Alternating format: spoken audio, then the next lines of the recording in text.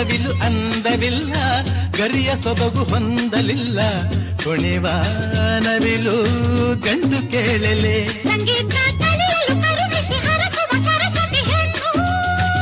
ಅಮ್ಮಯ್ಯ ಬಲ್ಲೆಯ ಆಕೆಯ ಒಡೆಯನು ಬ್ರಹ್ಮನು ಗಂಡು. ಇದಕ್ಕೆ ಮೌನ ಎಲ್ಲಿ ಧ್ಯಾನ, ಚಲುವೆ ಒಲವೇ ಹೇಳೋ ನಿನಗೂ ಭಯವೇ, ನನ್ನಂಥ ಗಂಡಿಂದ ಸೋಲೋಕೆ ಆಸೆಯ ನಿನಗೆ.